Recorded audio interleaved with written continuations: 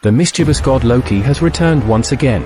This time, he has unlocked the ability to traverse through time. The latest Marvel spin-off series, Loki 2, is making a powerful debut. Let's see what tricks the #1 sorcerer in the 9 realms has up his sleeve. He's going to cause some mischief again, isn't he? Before the story begins, as usual, let's review the plot of the first season. Loki appeared in the Avengers Alliance. He once went back in time to get the Infinity Stones. As a result, he obtained the Space Stone and escaped destruction. He also accidentally created various versions of himself. However, he was quickly captured by the Time Variance Authority. This place is where the normality of the main timeline of the universe is maintained. It specializes in punishing potential time criminals. Loki befriended TVA agent Mobius here. He met and fell in love with his female variant, Sylvie. They also worked together to expose the TVA's deception. It turns out that the 3 timekeepers who control the timeline are actually robots, so they spared no effort in investigating the truth.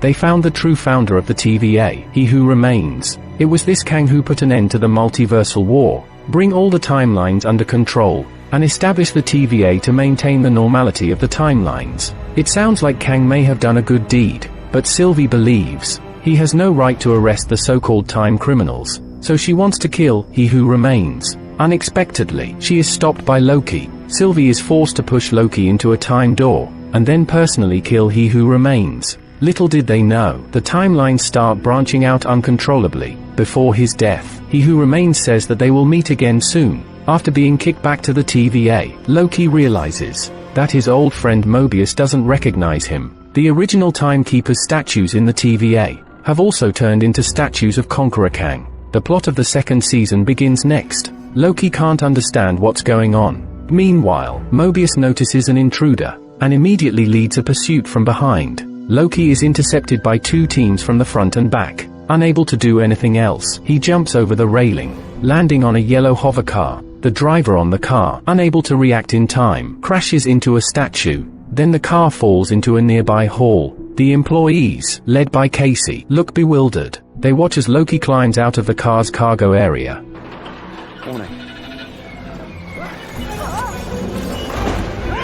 In the next moment, the TV set overhead falls off. It creates a big hole in the ground where the TVA logo was. As expected, Casey doesn't recognize Loki either. He immediately reports the intruder's location to his superiors. Loki was about to step forward to stop him, but suddenly, his surroundings start tearing apart. In an instant, he enters another timeline. This time, Casey recognizes Loki. Loki looks at the floor in the center. He notices the remnants of the TV impact on the floor. Casey says that the crack has been there for many years. Loki realizes he had been in the past timeline all along. No wonder everyone didn't recognize him. Loki asks Casey to take him to see Mobius, but after taking a few steps, he disappears on the spot. Casey can't find him. He can only inform Mobius that Loki is looking for him. At this moment, Mobius and B-15 are contemplating the universe branches on the screen. Normally, the TVA would eliminate these branches, but the 2 of them know the truth. They are unwilling to arbitrarily erase lives within the branched universes. At this moment, a Time Hunter X5 arrives to summon them. They say that the new Judicial Committee wants to speak with them. So, Mobius and B-15 follow the Time Hunter to the war room. Then Loki made another flash appearance, and learns from Casey that Mobius is in the war room. Loki immediately chases after him, but once again the timeline was torn apart and returned to the past. He enters the war room panting for breath, but he notices the sculptures of Kang embedded on the wall. At the same time, Mobius and the other person also enter the war room. However, in this timeline, there are no Kang sculptures. There are only murals depicting the Timekeepers. The Judicial Committee has come this time. He wanted to ask why they stopped cutting branch lines. B-15 can only patiently explain to the committee. On the other side, Loki notices a tape recorder on the wall. He immediately presses the play button. Unexpectedly, it contains a recording, a conversation between He Who Remains and the Great Judge. Through this brief recording, it is revealed these 2 individuals once collaborated to create the TVA. Meanwhile, B-15 is still arguing with the committee. She states that our memories were wiped before joining the TVA. They are also ordinary people living on the branch lines. If we now prune the branch universes, it means erasing the lives of our own kind. Pruning the timelines is not about protection, but about destruction. General Dath believes she is talking nonsense, but Judge Gambo agrees with B-15's statement, and orders the cessation of timeline pruning. As soon as the words fall, Loki suddenly teleports. Before anyone can react, Loki quickly grabs the Time Hunter's tempad, and forcefully stabs the wall of the war room. Immediately, the statue of Kang appears. That's who built this place! That's who stole your lives! That's who's coming back!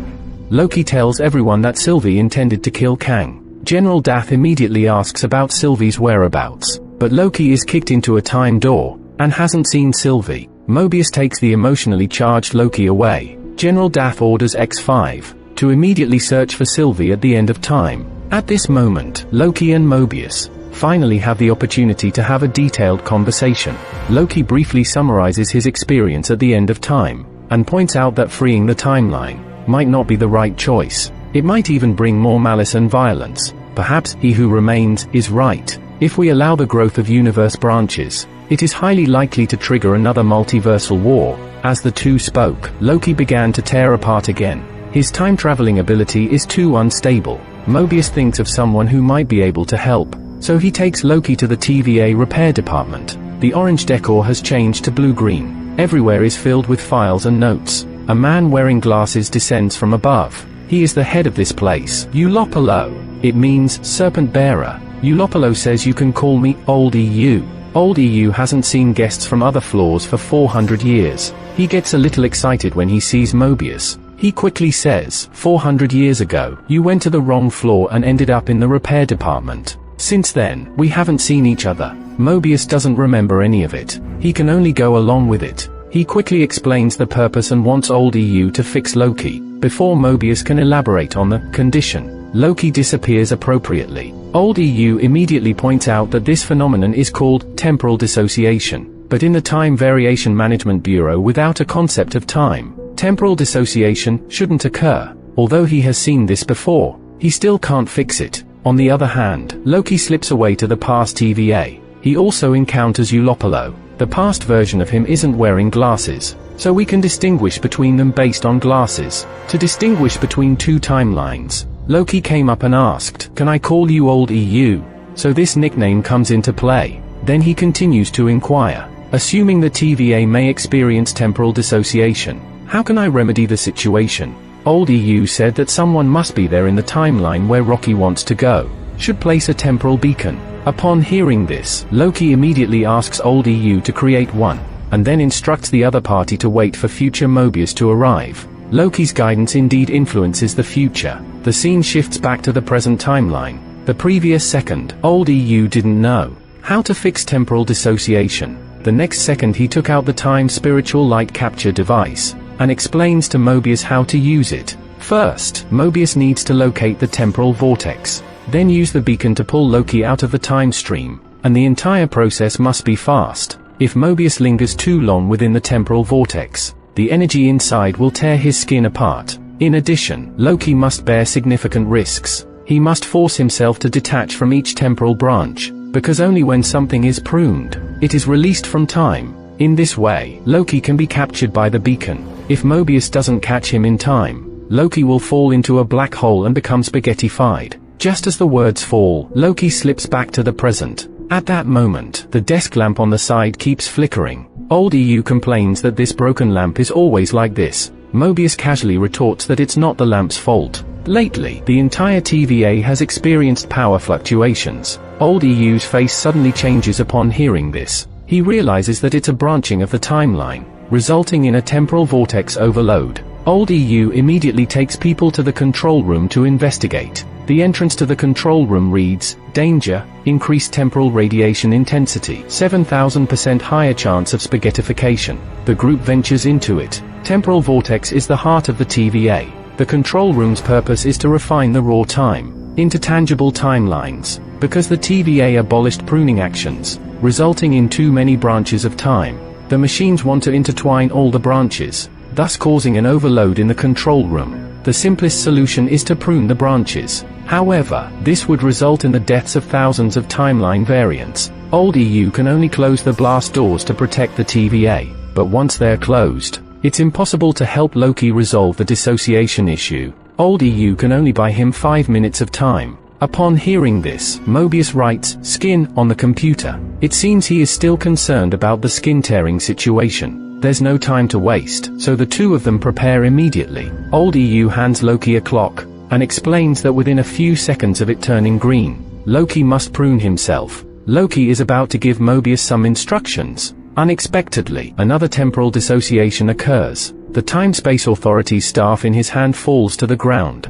This time, Loki arrives in the future. The skin written by Mobius is still in its original place, so the two timelines are not far apart. Mobius has already entered the temporal vortex field. He successfully connects the beacon. Everything is ready, just waiting for Loki to prune himself quickly, but a major loophole appears. Loki didn't bring the staff to the future. Without that staff, he can't prune. He hurriedly rushed into the Time Change Bureau to look for a stick. However, the TVA is facing a temporal vortex crisis. Everyone is evacuating. Don't talk about the Time Scepter. It's hard to find even a human figure. Seeing that the green light has turned on, Loki is about to miss the only opportunity. Suddenly, the phone next to him rings. Loki walks slowly to the phone. Meanwhile, old EU is grabbing the countdown. Mobius must retreat as soon as possible. At this critical moment, the elevator door next to the phone opens. Sylvie unexpectedly emerges from inside. Before Loki can figure out the situation, it was edited out by a mysterious person. Loki is released into the temporal vortex area. He is successfully captured by the beacon. He crashes into the retreating Mobius with great force. They both safely return to the correct timeline. At this moment, General Datha's subordinates are preparing to capture Sylvie. Loki can't understand why he encountered Sylvie in the future. In order to investigate the facts, he and Mobius travel to 1977 London. Because of X5's time tablet, the contact was severed at this time point, and X5 is responsible for capturing Sylvie. The current X5 has transformed into a big star. His starring movie is having its premiere. X5 enjoys the feeling of being a big star. It confuses people whether he is undercover. He was still too happy to leave. They forgot about the mission to capture Sylvie. Loki and Mobius infiltrate the premiere venue. Mobius goes up to greet his old friend. X5 appears calm on the surface, but at this moment, he just wants to escape quickly. Little did he know that Loki was waiting behind. X5 can only use having a drink as an excuse. He takes the opportunity to run out of the premiere. He hurriedly takes out the time tablet to report. Unfortunately, he runs into B-15 head-on. The two of them fight in the narrow alley. X5 has to give up the time tablet in order to escape.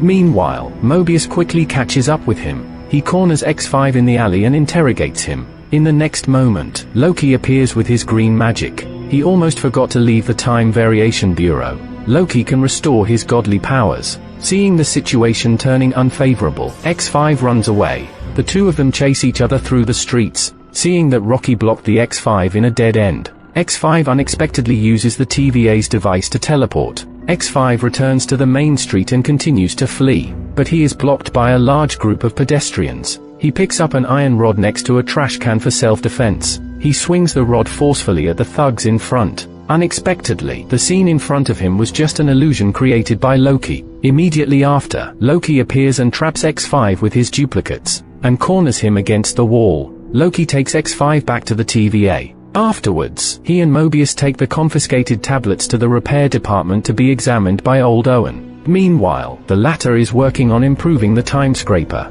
Since they can't casually prune branches at the moment, he needs to create a high-power device to deal with the new branches. After Old Owen learns about Mobius' purpose, he tells him to go somewhere else and mind his own business. He's busy solving the time fracture issue and doesn't have time to inspect the tablets. If you have any questions, check it yourself in the Time Variation Bureau manual. So Loki and the others attempt to examine X5's time tablet according to the manual instructions. However, both of them are clueless about it, and the progress is very slow. On the other side, B-15 goes to ask Casey if there's any news about the judge. Here, it's worth mentioning that in the previous season, the judge attempted to kill Mobius and imprison B-15 in the time prison. Casey says it's difficult to find the judge's location without the help of Miss Minutes, the AI. However, Casey discovers that when the judge deleted data from her personal tablet, she received a message from Miss Minutes. This means that the judge is likely associated with Miss Minutes. Upon learning this, Loki immediately recalls the previous recording. This judge is really good at hiding her true intentions. Casey, seeing Loki's frantic attempt to study the tablet, takes it and decrypts it herself.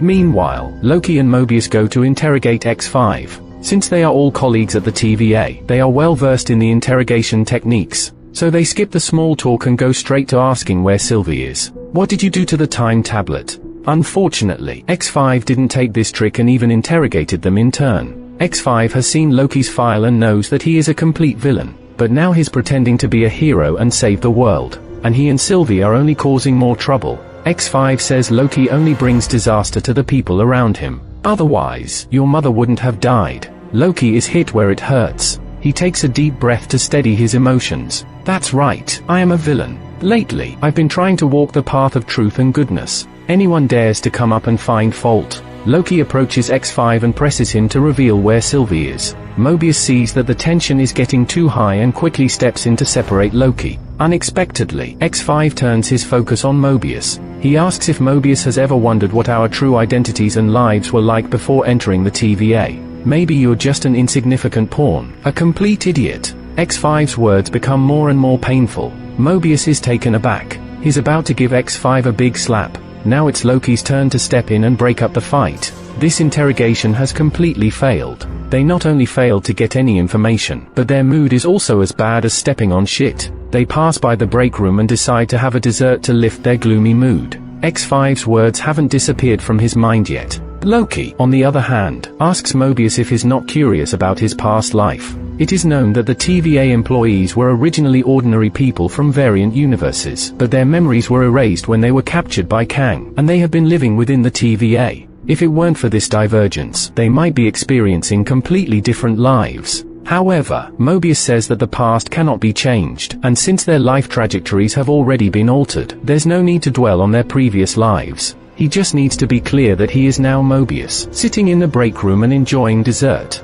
Loki doesn't say much in response and redirects the conversation back to the interrogation of X5. Mobius asks Loki, "Aren't you the god of mischief? Don't you have a way to interrogate X5? Loki showed a mysterious evil smile. The camera panned to X5's cell door opening. Loki and the two brought a strange-looking machine. Then he, accidentally, locks Mobius out. Loki explains to X5 how to use this device, which can encase a person inside a cube. As the cube continuously shrinks, the person inside will be crushed into debris, similar to a garbage processor. X5 knows that Loki won't show mercy, so in order to avoid being turned into pulp, he reveals Sylvie's location. Meanwhile, older Loki's upgraded tempad is finally completed. He takes the machine to the control room to connect it, but discovers that his ID verification has failed. After learning about this situation, B-15 bring Casey over to help. But older Loki is the one who wrote the system for the control room and the TVA manual. His level of access is very high.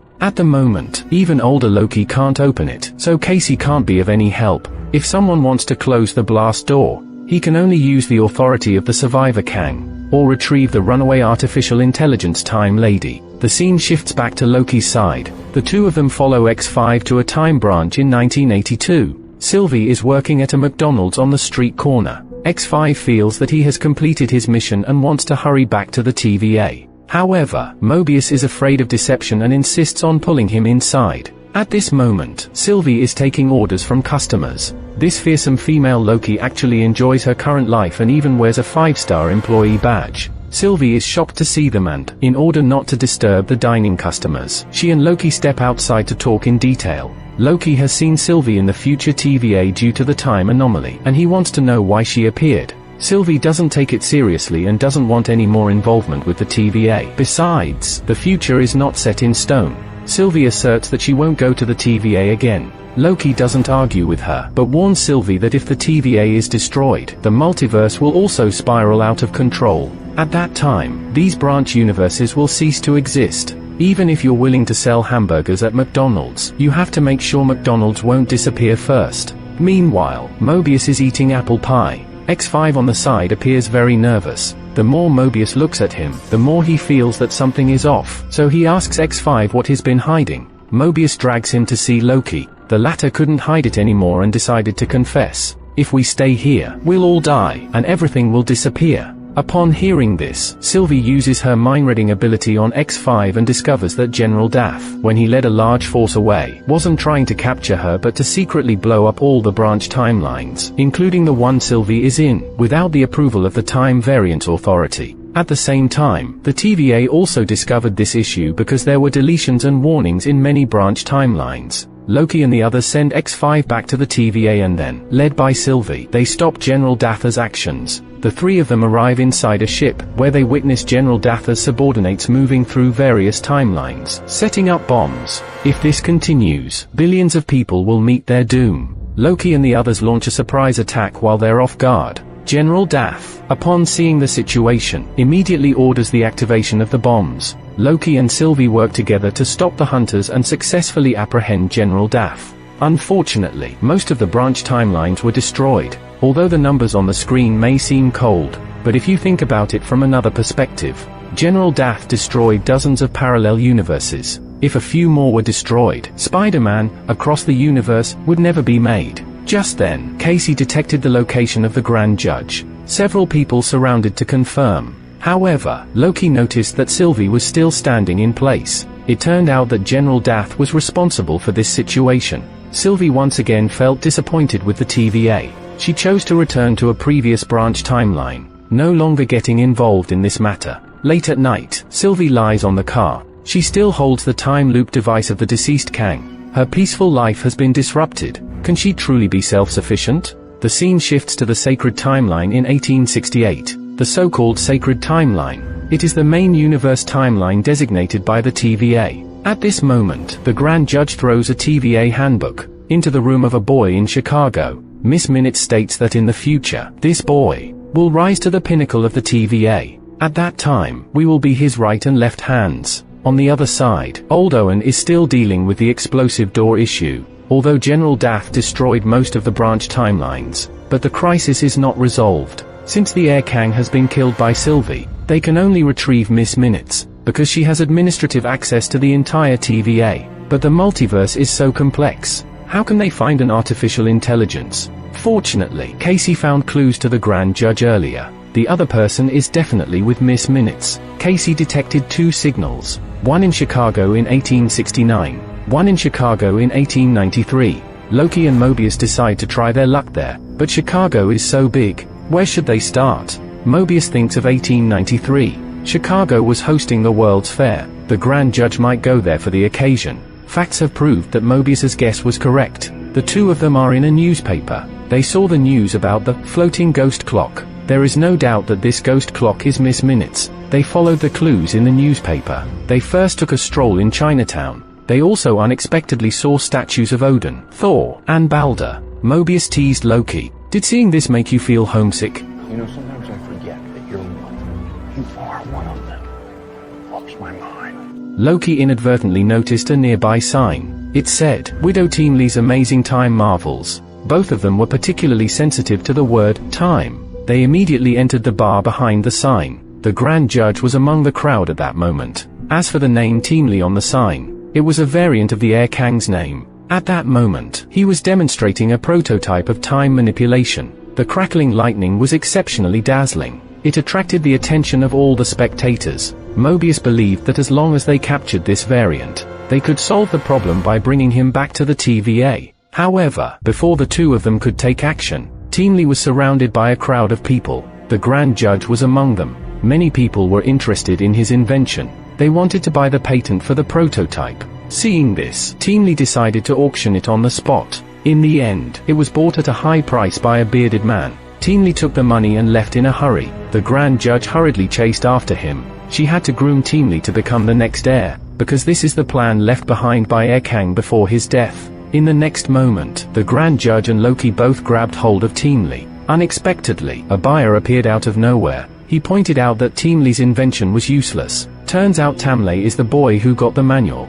He used the manual to invent many half-baked machines. Then he sold them to wealthy fools and swindled money from them. Now, unfortunately, things took a turn for the worse. Buyers caught up with him and demanded answers. Teamley quickly rushed into the crowd to escape. Meanwhile, Mobius took the opportunity to report to the TVA. He said they had found a variant of Air Kang. Casey said, "Hold on, don't rush. There is a dangerous signal approaching you. That dangerous person is Sylvie. She once said she wanted to kill all the variants of Air Kang. Of course, she wouldn't miss this opportunity. Loki immediately stood in front of Team Lee and explained that the TVA was facing a crisis of temporal energy. Only the variant of Air Kang can save everything. Just as Sylvie was starting to waver, she suddenly noticed the manual in Team Lee's possession. Thus, she concluded that it was all part of Air Kang's scheme. So, she insisted on killing Team Lee. Seeing that neither side was willing to back down, the two Lokis joined forces. The person with the power of the Ferris wheel was simultaneously thrown away. The Grand Judge released Miss Minutes in the chaos. Onlookers were scared and fled upon seeing the ghost clock. The Grand Judge grabbed Team Lee and escaped. The two of them hid in a safe place. The Grand Judge killed Sylvie, the Air Kang. This caused countless variants of Air Kang to be reborn on the timeline. He roughly told Team Lee, and pointed out that he was one of those variants, and that he would lead the TVA in the future. Miss Minutes watched as the two of them held hands and chatted. Her face showed an expression of jealousy. Just then, the buyer caught up with them. The Grand Judge wanted to take Team Lee back to the TVA. However, the other party insisted on going to the laboratory across the lake to take away their own invention. The three of them took a small boat to the laboratory. During that time, Team Lee took out that manual. He said he had made an important discovery. It turns out that Team Lee stumbled upon it by chance. He found a way to solve the crisis of temporal energy. He and the Grand Judge became more and more fascinated as they talked. Miss Minutes on the side was almost jealous to death. However, she quickly realized, the Grand Judge wants to control Team Lee, and Team Lee has noticed this. Miss Minutes is the smartest artificial intelligence. She immediately seized this opportunity, persuading Team Lee to abandon the sleeping Grand Judge. After daybreak, the two returned to the laboratory. Team Lee took his most important prototype machine, ready to call Miss Minutes to leave together. But the latter didn't want to return to the TVA immediately. She asked Tamlay to make her body, and then accompany her master in a human-like manner. Miss Minutes unexpectedly fell in love with her creator. This is a twisted love. Team Lee clearly couldn't accept this bold display of affection. He quietly reached for the controller, and forcibly shut down Miss Minutes. Immediately after, the Grand Judge appeared. She grabbed the prototype of the Time Sanction staff, threatening Team Lee to obey her commands. I'm the one in charge. At this critical moment, Loki and the other Loki arrived. These two groups of people haven't settled their differences yet. Sylvie also arrived at the scene. She took out her big knife and was about to attack Team Lee. The latter quickly explained, "I'm just a variant. You can't put the blame on me." Team Lee believed that Sylvie shouldn't rely on subjective judgments to erase the existence of another person. Sylvie is also not an unreasonable person. In the end, they chose to put down their weapons. Loki successfully brought Team Lee back to the TVA. Sylvie didn't kill the variant, but she won't let the Grand Judge off easily. She kicked the Grand Judge into the end of time. The mummies of the people left behind are still sitting on the chairs. After hesitating, the Grand Judge released Miss Minutes, planning to escape with her. The Lord Chancellor, with the help of Miss Time, opened a sealed footage. It turned out that many years ago, the Air Kang manipulated the Grand Judge and won the multiversal war. However, he erased her memory afterwards, so the Grand Judge doesn't remember anything. She was actually the commanding officer who led the victory in the war, but she was kept in the dark and used by the Air Kang. Just when the two ladies were about to rise and sing as liberated serfs, Team Lee followed Loki to the TVA, and they even met the author of the handbook, Old EU. He was extremely excited to see his idol. Little did he know, Old EU claimed that his inventions were all inspired by Team Lee from the 19th century. This created a loop of the Ouroboros. Sylvie interrupted their mutual admiration in business. The most urgent task is to solve the problem of Nexus energy overload. Old EU's duplicator is already in its preliminary stage of completion. As long as someone can carry the machine across the gangway and install it on the transmitter, the duplicator will be able to interface with Nexus energy, enhancing the capacity to handle the backlog of Nexus energy. But the problem lies in the production of the duplicator. It's stuck at the most critical step. That is the time decay rate of Nexus energy. It exceeds the processing capacity of the duplicator. Team Lee thought this was a coincidence. He brought the prototype machine. Happens to be able to solve this problem. However, Old EU and Team Lee need time to integrate the two machines. On the other side, Judge Renslayer approached B-15 for a conversation, hoping that she can forgive General Darcy. The latter was also for the protection of the TVA. The TVA only wanted to delete the branches without authorization. Judge Renslayer asked B-15 to persuade General Darcy. The current new version is also worth protecting. I don't think it'll change anything. Don't be so sure of that. Your words changed me. B-15 had no choice but to let go of past grievances, and extended an olive branch of cooperation to General Darcy. She gave the other party enough time to consider. Little did they know that a change was imminent, just as General Darcy was discussing with the Minutemen whether or not to cooperate with B-15. The Grand Judge and Miss Minute suddenly appeared. She also wanted to collaborate with General Darcy. However, her goal was to regain control of the TVA. The Grand Judge stated that as long as General Darcy chose to submit to her, she could have the life she desired on the timeline. X5 couldn't resist this temptation. Gritting their teeth, they stood by the Grand Judge's side, while the rest of the people were trapped in cubes. The surrounding space kept compressing, but General Darcy had no fear whatsoever. Even if it meant death, she wouldn't aid tyranny. General Darcy and the Minutemen were crushed into pulp when B-15 arrived, seeing the misery of everyone. At the same time, old EU's duplicator is finally completed. Teamly breathed a sigh of relief. He noticed Mobius' hot cocoa and became very interested in the hot cocoa machine. So he begged the officer to take him over to observe. Teamly didn't dare to try it himself and asked the officer to take a sip first. Little did he know, X5 took advantage of the opportunity and launched a surprise attack. He took out the guard and took Teamly away. Meanwhile, Miss Minutes took control of the TVA system, causing everyone's time tablets to malfunction. Soon after, the main group discovered Teamly's disappearance. Without his insights, they couldn't open the blast doors. The group became completely disoriented. Loki and Sylvie hurried to find Teamly. Little did they know, as soon as Teamly entered the elevator, he was trapped by Miss Minutes. The Nexus energy in the entire TVA fluctuated violently. Just then, another Loki appeared in the hallway, judging by his attire and the stopwatch in his hand. This Loki was from a past timeline and corresponded to the events of the first episode. At that moment, he was searching for the temp pad to delete himself and solve the escape problem. Unexpectedly, he encountered Sylvie, who had just pried open the elevator doors. And upon seeing this scene, the present Loki immediately realized what he needed to do. He immediately extends the temp pad and deletes the past version of Loki. This also explains the mysterious figure in the first episode.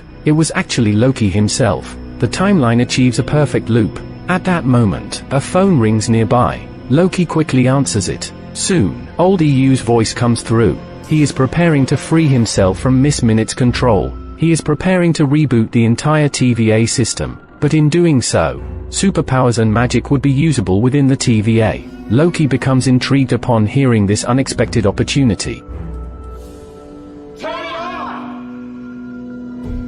Meanwhile, the Grand Judge is interrogating Teamly, trying to get him to reveal the location of the duplicator. Teamly can only try to buy time. Miss Time was forced to go offline due to system restart. Suddenly, the power in the room goes out. X5 takes the temp pad and goes to investigate. He is controlled by Sylvie's magic. X5 gleefully captures the Grand Judge, and knocks her down with the temp pad. Taking advantage of the situation, Loki and Sylvie take Teamly. He sticks his head into the test rig, because his DNA matches Kane's. They are able to successfully unlock the biological lock on the blast doors. Loki initially intends to complete the connection, but Teamly insists on doing it himself, because he is more familiar with the duplicator's operation. Time is of the essence, so Teamly quickly changes into protective gear, ready to enter the gangway. In the moment the door opened, an intense radiation instantly shredded Teamly. Everyone stood frozen in place. Now, everything was too late. Blinding white light emitted from the temporal radiation before their eyes.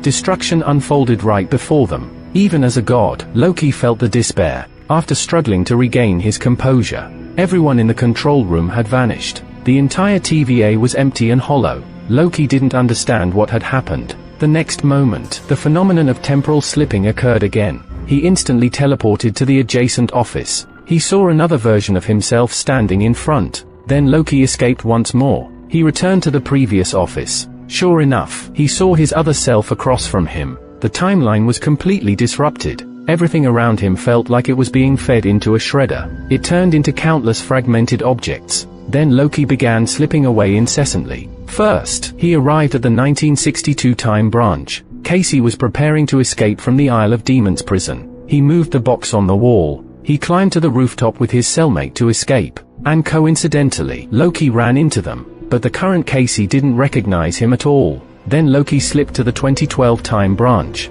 B-15 was working as a doctor in a hospital, as expected. She also didn't recognize Loki. Loki continued slipping away. He arrived at the 2022 time branch. Mobius is selling motorboats in Ohio. It seems like everyone has returned to their original lives. The TVA feels like it never existed. Then Loki entered the 1994 time branch. He encountered the old version of old EUs from that time. Even though the old EUs didn't have memories of the future, but at least he was a scientist, so he was interested in the story Loki told him. Loki asked old EUs if there was a way to go back before the temporal nexus event. The latter said, unless you can control time slipping. Loki heard this and could only give it a try. He attempted to control the timing of the time slipping, but no matter how hard he tried, it was futile.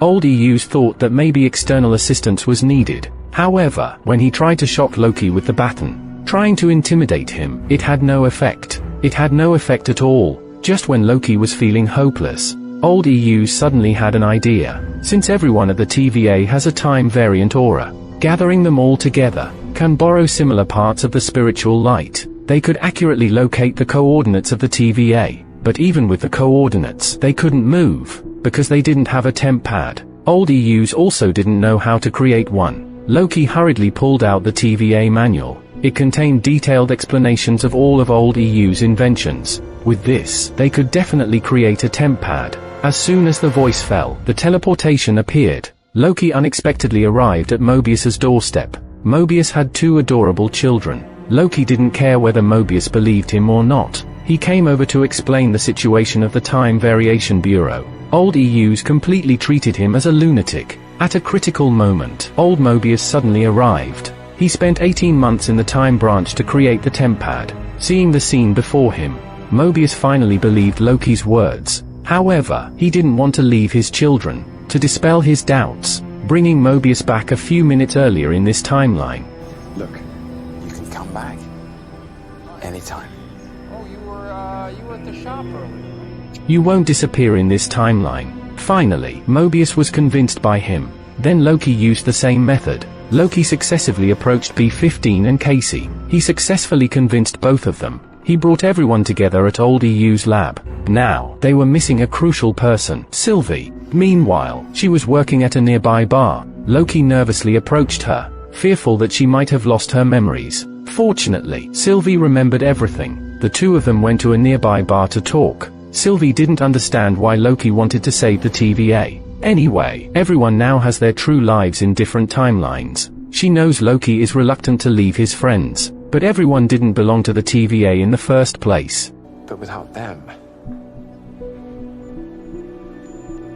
where do I belong? After the conversation with Sylvie this time, Loki became completely disheartened. After returning, he wanted to disband the group. Sylvie's mood was not great either. She didn't want to hurt Loki. Sylvie went to a record store to calm down and listen to music. Unexpectedly, an accident occurred. The timeline she was in started to disintegrate. The entire record store turned into strands of fragments. The store owner disappeared right in front of Sylvie. She quickly opened the temp pad to find Loki and the others to regroup. Their approach was correct. If they didn't solve the Nexus problem, all timelines would collapse. Loki immediately instructed old EUs to start the next plan. However, the temp pad he just created disappeared. Loki thought Casey had taken it. They were arguing when Casey suddenly started to disintegrate. Then it was old EU's and Mobius's turn.